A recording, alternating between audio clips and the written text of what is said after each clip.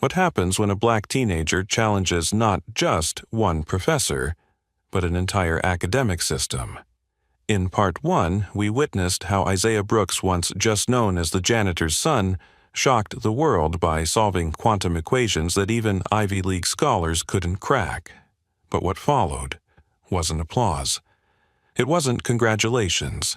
It was something far uglier.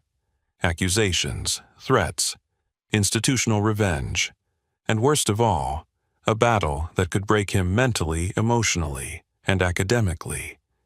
In this second chapter, you're about to witness the backlash he never expected, the fear he couldn't escape, and the fight for survival, both as a mathematician and as a young black man in a system not built for him. If this story moves you even just for a moment, if you believe talent like Isaiah's deserves to be seen supported and celebrated, please help this channel reach our first 1,000 subscribers. Hit that subscribe button, tap the bell icon, and let's make sure stories like this don't go unheard. Now, let's dive into Part 2, The Genius Unleashed. For the first time in his life, Isaiah Brooks was being seen. But being seen wasn't the same as being accepted. The morning after his public presentation at Eastbridge University, Isaiah sat by his bedroom window, staring at the headlines on his cracked phone screen. Janitor's son. Stuns Ivy League with quantum breakthrough. Untrained teen outsmarts Harvard scholars. The black genius from the basement lab. The words felt like both a crown and a target. Malcolm watched his son from the doorway, coffee mug in hand. "You okay, champ?" Isaiah shrugged. "They're not talking about the math, Dad. They're talking about me like I'm a circus act." Malcolm's heart broke a little at that. You shook their world. People don't know how to handle that. Meanwhile, on campus, the faculty lounge was on fire. Dr. Lionel Thatcher slammed his coffee cup onto the table. "Do you realize what this means?" he barked at Caldwell and Dr. Fielding. "We're being humiliated. By a teenager with no formal education, this will destroy the department's credibility." Caldwell stayed calm. "Or maybe it'll wake us up." Dr. Fielding leaned in. "This isn't about department pride anymore. It's about truth." And Isaiah uncovered it. But Thatcher wasn't done. There are whispers already about reevaluating tenure reviews, about oversight into past research ethics. Do you know what that means for all of us? For the first time, Caldwell felt a sliver of fear. The ripple effect of Isaiah's discovery wasn't stopping at admiration. It was digging up uncomfortable questions about who gets credit and who's been silenced for decades. Later that day, Isaiah walked with Caldwell to the lab, trying to ignore the stares from students. Some looked at him with awe, others with jealousy, a few with open hostility. Near the physics wing staircase, a group of undergrad boys ones Isaiah had seen before stood blocking his path. "Hey, genius," one sneered. "You figure out the square root of privilege yet." The others laughed. Isaiah froze. Caldwell stepped forward. "That's enough. Step aside." But Isaiah raised a hand. "No, Professor, I got this." Turning to the boy, Isaiah said loud enough for others nearby to hear, "If privilege were measurable, you wouldn't even qualify for the denominator." A small group of students nearby gasped. Some laughed. The undergrads muttered, but stepped aside. Later, back in the lab, Isaiah sat at the whiteboard, marker in hand, but his grip trembled. Caldwell noticed. "You handled that well." Isaiah forced a smile. "I'm getting used to it." But inside, a storm brewed. For the first time, Isaiah realized this wasn't just about math anymore. It was about fighting for the right to exist in spaces that were never built for people like him. And deep down, he wondered, could he keep fighting, or would the system break him before he finished what he started? The email came late at night. Subject, formal skills assessment.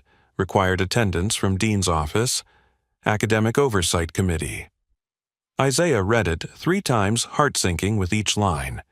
A panel of 5 senior professors would conduct a closed-door assessment. Purpose: to determine the authenticity and origin of Isaiah's work. In other words, prove you're not a fraud. Malcolm slammed the letter on the kitchen table. So now they want to interrogate my son like he's a criminal. Caldwell tried to reassure them during their prep meeting at the lab. This is standard when there's a sudden breakthrough from an unexpected source. Unexpected, Malcolm snapped. You mean from someone like us? Just say it. Dr. Maya Fielding stayed silent, but nodded in agreement. Isaiah sat quietly, staring at his hands. Inside, he wasn't just nervous. He was terrified. Not of the math, but of freezing up, of being put back in that small wooden chair at Jefferson High, of Ms. Palmer's voice screaming in his head, "You're a cheater, a liar, an embarrassment." The day of the assessment arrived. Isaiah entered the cold, fluorescent-lit conference room. 5 professors sat on one side of a long table, staring like jurors. Among them, Dr. Thatcher. The question started: basic derive the wave function for a 2-particle entangled state. Isaiah did it with ease. Then, explain your approach to nonlinear time symmetry in harmonic fields. Isaiah answered referencing both textbook methods and his own modifications. But then, Thatcher struck. Who really helped you with this work? Did Professor Caldwell guide you? Or was it Dr. Fielding? Maybe? Your late mother, Isaiah froze. I worked through it myself, he said quietly. Convenient answer, Thatcher sneered. But genius doesn't appear out of nowhere. Isaiah's hands began to tremble, breathing shallow. Memories flooded back, Miss Palmer standing over him, ruler in hand. The pain, the humiliation. Suddenly, the equations on the board blurred. His throat tightened. Caldwell stood. This is harassment.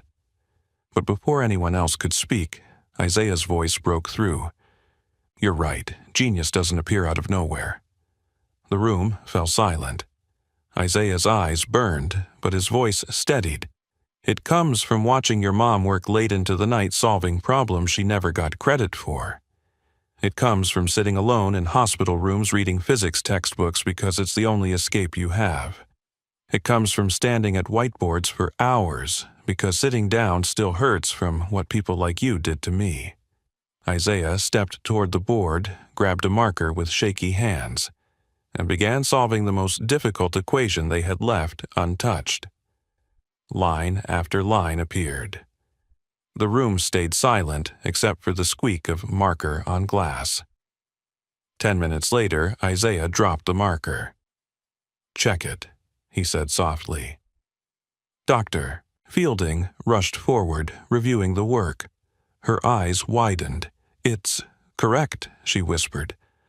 Caldwell exhaled sharply. Even Thatcher was speechless. Isaiah turned to face them all. Next time you question how I got here, just remember this moment.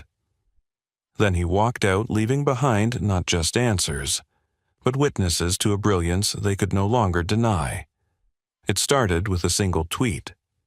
A grad student who'd been secretly watching the assessment through a cracked door posted, "Just witnessed a black teen destroy an Ivy League physics panel with pure math genius.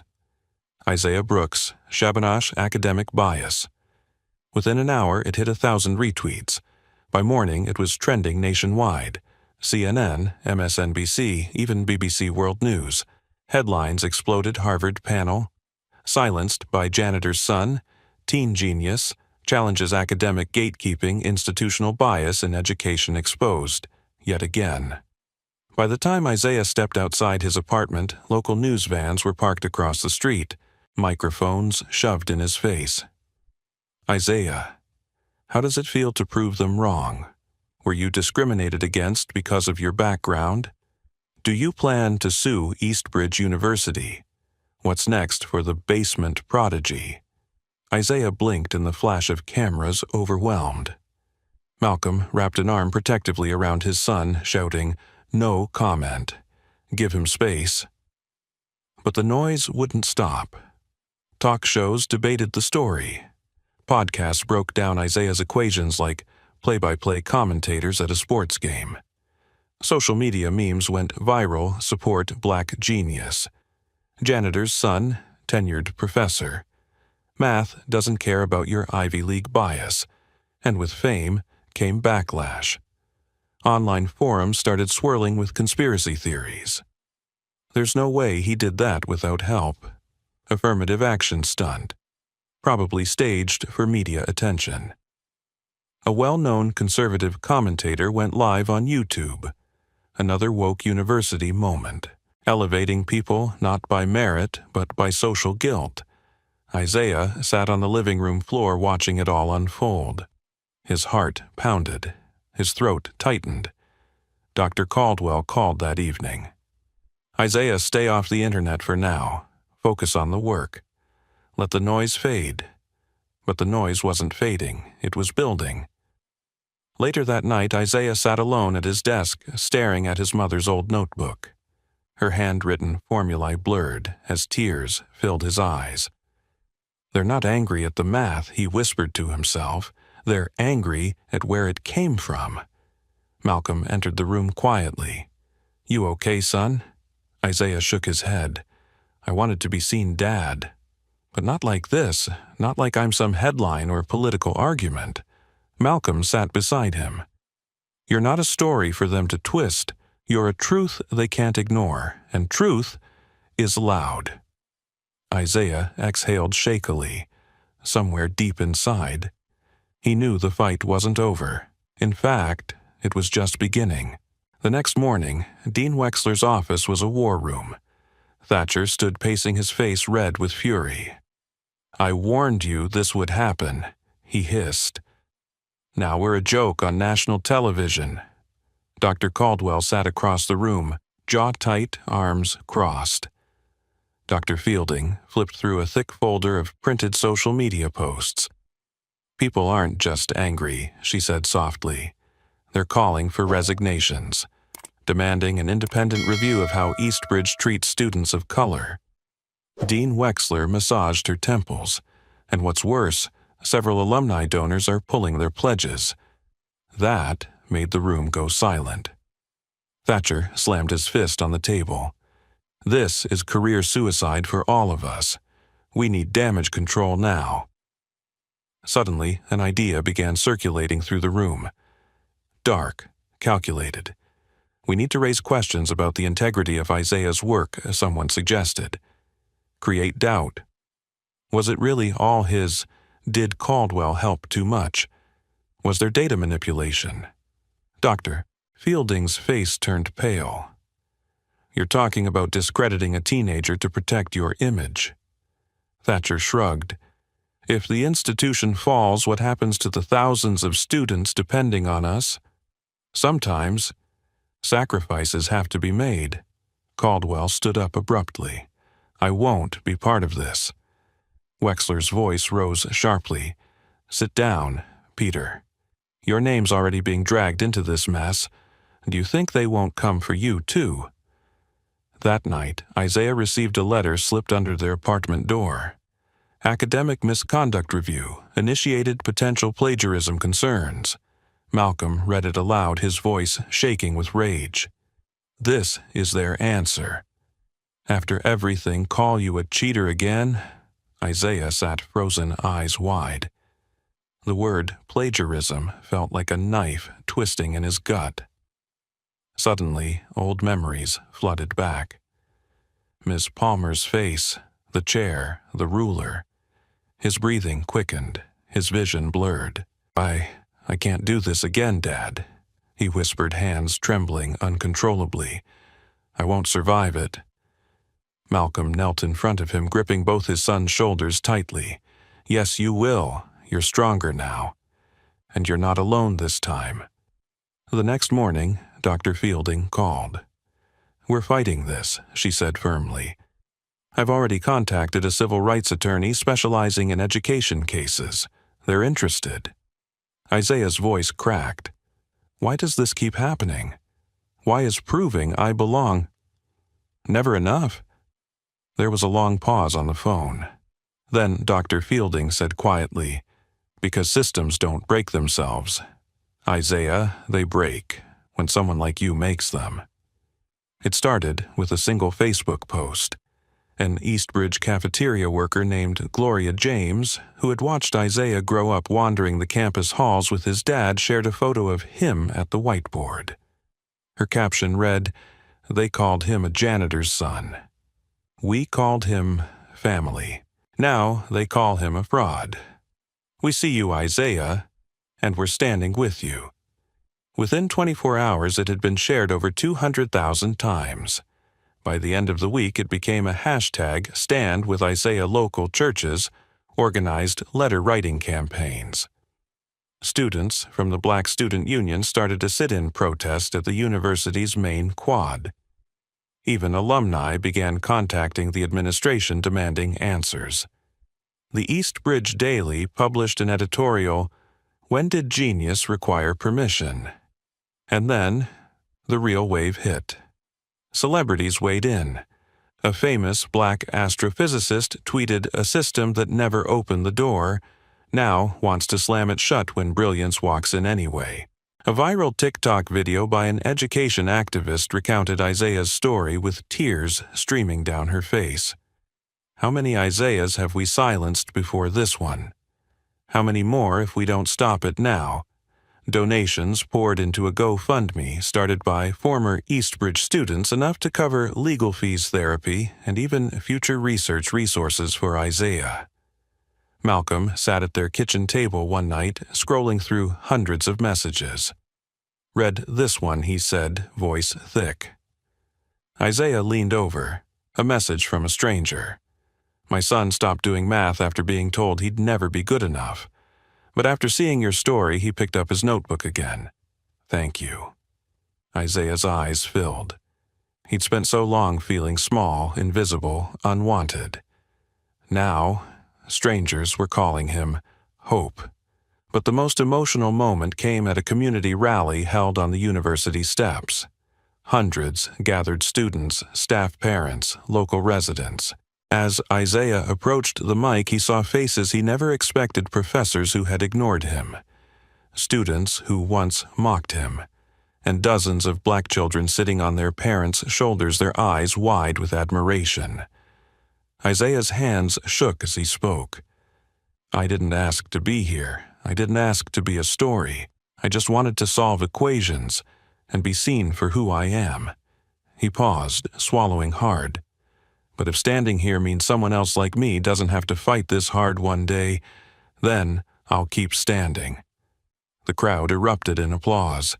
Tears streamed down Malcolm's face, and deep inside Isaiah realized something. This fight wasn't just about him anymore. It was about all the unseen geniuses still waiting for their moment. The applause from the rally still echoed in his mind. But when Isaiah sat alone in his bedroom that night, the silence was deafening. His hands trembled as he flipped through his mother's old notebook. Equations blurred. Letters danced on the page. Every time he tried to focus, a new headline, a new hateful comment, or another threat clouded his thoughts. On social media, things had turned darker. Anonymous accounts flooded his DMs. "You're a fraud. Your father cleans toilets. Stay in your lane. You'll never belong here." Malcolm walked into the room late that night and found Isaiah curled on the floor, knees pulled to his chest, face buried in his arms. "Son," Malcolm whispered, sitting down beside him. "Talk to me." Isaiah's voice was raw. "I don't want to be their symbol anymore, Dad. I don't want to be their inspiration or their target. I just want to be a kid who loves math." Malcolm placed a steady hand on his son's back. "I know." Tears spilled down Isaiah's cheeks. "But every time I pick up a marker now, I feel like I'm being watched, judged, waiting for me to fail. Malcolm's heart ached. For a second, he wished he could take all the pain, the weight of history off his son's shoulders. But he couldn't. So he did the only thing he knew how to do. He stood open the closet and pulled out a dusty cardboard box labeled Leona's Archives. Inside were more of Isaiah's mother's research papers, formulas she never published, theories she never got credit for. Malcolm placed them in front of his son. Your mom fought the same fight, different faces, same system. But she kept writing, kept solving, because she believed someday someone would pick up where she left off. Isaiah stared at the box, breath shaking. Dad, what if I can't be that person? Malcolm knelt again, gripping his son's shoulders. Then just be yourself.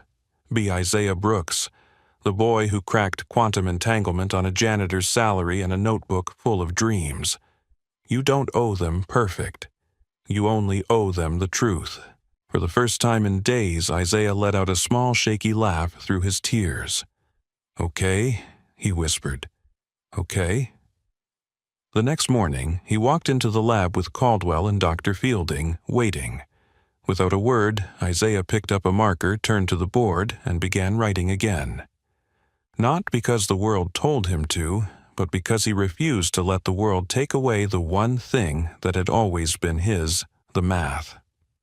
The day of the public symposium arrived.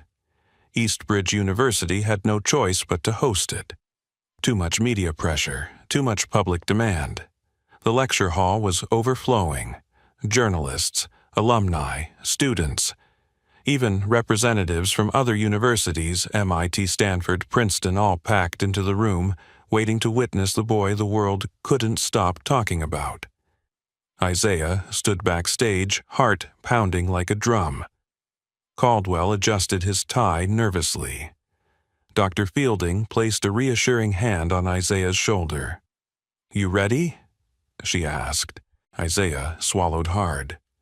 No, but I'm going out there anyway. As he stepped onto the stage, a deafening wave of applause broke out. But as he approached the podium, Isaiah's gaze locked onto one person, seated near the front row, Miss Palmer, his old math teacher. The one who made him sit in that wooden chair, the one who told him he didn't belong in advanced math. The one who made him afraid of chalk and whiteboards for over a year. She sat there, expression unreadable, arms crossed. Isaiah's breath caught in his throat. Memories surged back. The ruler, the yelling, the pain. His hands trembled. For a second, he wanted to run, but then his eyes drifted to the second row. Malcolm, sitting tall, eyes locked on him. His face a mixture of pride and unspoken words. You've come too far to stop now, son. Isaiah closed his eyes, took a deep breath. When he opened them again, the fear didn't vanish, but something stronger took its place. Determination. He began, explaining the symphony method, demonstrating real-time problem-solving on entanglement equations, walking the audience through steps even graduate students struggled to follow. The room stayed silent, not because they weren't engaged, but because they were spellbound. Camera flashes popped. Reporters scribbled furiously. And as Isaiah wrapped up his final theorem introducing a new variable that could reshape quantum computing models, something happened no one expected. Dr. Thatcher stood up. For a brief second, everyone braced for an attack. Another accusation, another insult, but instead, Thatcher clapped. Slow at first, then faster. Soon, the whole room joined. A standing ovation. Caldwell's eyes glistened. Dr. Fielding wiped away tears. Malcolm sat frozen for a second, then stood and cheered louder than anyone. Isaiah stood there stunned. For the first time, applause didn't feel like noise. It felt earned. After the event, reporters surrounded him, but one voice cut through the chaos. Miss Palmer. She approached, her expression strained. I didn't know you had it in you, she said awkwardly. Isaiah stared at her. calm, controlled. "I always did," he replied. "You just didn't want to see it." With that, he turned away, walking toward his father, toward his professors, toward the people who finally believed in him.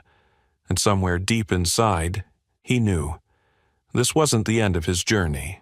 This was just the turning point. 2 weeks after the symposium, Isaiah sat in a sunlit office, his new office, a space inside Eastbridge University's freshly established Center for Inclusive Theoretical Research. A center named after someone who had paved the way but never got to walk it herself, the Leona Brooks Research Fellowship. On the wall, framed and gleaming, was a photo of his mother smiling, holding him as a baby, surrounded by chalkboard equations. Isaiah traced his fingers along the frame, heart swelling. "We're here now, Mom," he whispered. The fallout from the symposium had been seismic. Multiple faculty members, including Thatcher, were placed under formal review for discriminatory practices. The university's funding board fast-tracked diversity hiring programs. And most importantly, Isaiah's research was now being cited in physics journals worldwide. But with opportunity came responsibility. That afternoon, Isaiah met with a group of high school students from the local community, kids who, just like him, had once been told they didn't belong in STEM fields. He stood in front of them, marker in hand. "You don't need permission to be brilliant," he told them. "You don't need someone to validate your mind before you start using it." One little girl raised her hand shyly. "Can we do what you did?" Isaiah smiled wide. "Absolutely. In fact, I'm counting on it." Later that evening, sitting in the same cafeteria where his dad once mopped floors, Isaiah watched as Malcolm Now, facilities operations manager, laughed with old co-workers, no longer just the janitor. Dr. Caldwell and Dr. Fielding joined them, raising a toast. "To change," Caldwell said. "To accountability," Fielding added. Isaiah lifted his glass of orange juice. "To every kid like me, still waiting for someone to believe." As the sun set over Eastbridge campus, a text buzzed on Isaiah's phone. An invitation. Keynote speaker. MIT Physics Symposium. Next month. Isaiah stared at it, letting the moment sink in. He wasn't just being seen anymore. He was being called. For the first time, he smiled without hesitation. "Let's get to work."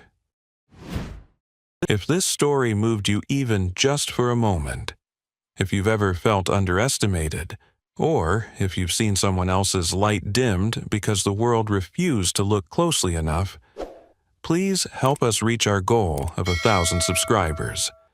Every comment and every subscription is a small push toward more voices, like Isaiah's, being heard.